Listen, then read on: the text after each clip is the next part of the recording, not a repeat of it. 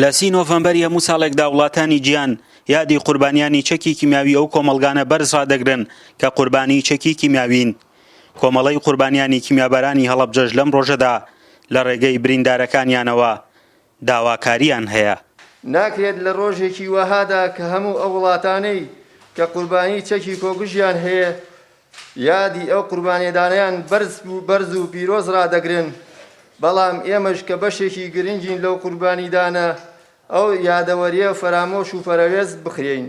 داواکارین لە حکومەتی ناوەند و هەرێم و وەزارەتی دەرنووسی هەردوولا کە بڕیارە ئەو ڤاکسینەی بنێرێت بۆ عێراق و کوردستان ئەولیەتێک بدرێت بەم چینە قوربانیە بە پێدانی ڤاکسینەکان لە کاتی خۆیاندا لە پێناو کەمکردنەوەی مەترسیەکانی سەر ژیانیان. لە ساڵی 2003 تاوەکو ئێستا 113 قوربانیمان شەهید بوون کە هۆکارگەلێکی بەهۆی نەبوونی کەرەستەکانی چارەسەر و بەدەمەوە نەهاتنی ئازارەکانی ئەم قوربانیانەوە بوو و ئەم ئاماژەش زیاتر هەڵدەکشێگەر لەمە زیاتر بخانێت و پشتگوێتر بخرێن. لە پارێزگای هەڵەبجە دەستگای ژیان بۆ مافەکانی مرۆڤ ساڵانێکی زۆر لە نەبوونی نەخۆشخانەی تایبەت بە بریندارانی چەکی کیمیاویدا هاوکاری دەکردن.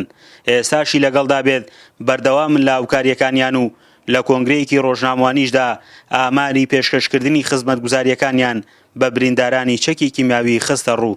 تەنها لەم ساڵدا لە ساڵی 2020دا ئەو کەسانی کە سەردانی نەخۆشخانەی بەرکەوتانی چەکی کیمیاوی دەستگای ژیانیان کردووە و بێبەش نەبوونە لەو خزمەتگوزاریانەی کە هاتنەتە لامان 156 فایل بۆ گەوران و منداڵان کراونەتەوە. 500 نەخۆش سەردانی کردوین کە لە ماوەی هەتا ئەم ئامارە ئێستا کە دەخوێنینەوە. هەموو مانجێک لە کاتی پێویستە ئەمانە سەردانی بەردەوامیان فۆڵۆ بکرێن کە ئەمانش ئەم ڕێژەیە دەگرێتەوە. 2091 فایل هەیە کە ئەمە دەتوانین بڵین ئاماری دەستگای ژیانە لە کاتی دامەزراندنەوە لە ساڵی 2002 تاکو ئەم کاتەیە کە ساڵی 2020 هەندێکیش لەوانە کە لەو ئاماراندا کە هەیە 835 کەسن فایلە کە لە ناحی خورماڵ و شاری هەڵەبجەی تازە و سیروان و حوزەی شارە زورە کە سەردانی دەستگای ژیانی کردووە. جگە لەمانە بەشێکی تری ئەو کەسانی کە سەردانیان کردوین لە ناوچەکانی دوکان و توانین بڵین ئەو شوێنانی سێوسێنان و ئەو شوێنانی کە بەرکەوتوو چەکی کیمیایی لێرە خزمەتگوزاری تەندروستی دەرونیان پێشکەش کراوە، یعنی وا تا تەنها هەر ناوچەی هەڵەبجەی نەگرتوتەوە. نەخۆشخانەی چارەسەرکردنی بریندارانی چەکی کیمیاوی کە زیاتر لە 10 ساڵ بوو تەواو کرابوو و نەکرابوویەوە لە ساڵی ڕابردوودا بە هەوڵی بەڕێوەبەرایەتی گشتی تەندروستی هەڵەبجە کرایەوە.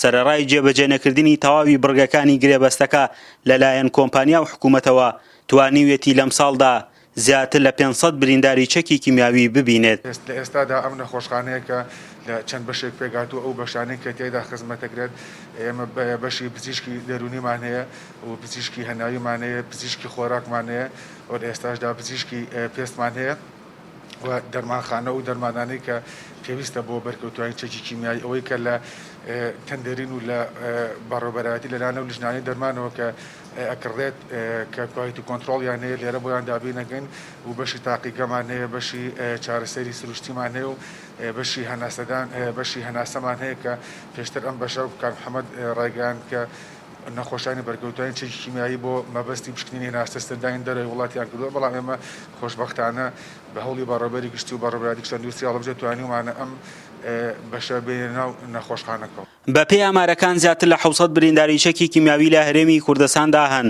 کە ڕێژەیەکی زۆریان لە هەڵەبجەدان. لە ماوەی 2 مانگی ڕابردووشدا 4 برینداری چەکی کیمیاوی لە پارێزگای هەڵەبجە بە ڤایرۆسی کۆڕۆنا کۆچی دواییان کردووە. فەرحان حەمەخان، گەلی کوردستان، هەڵەبجە.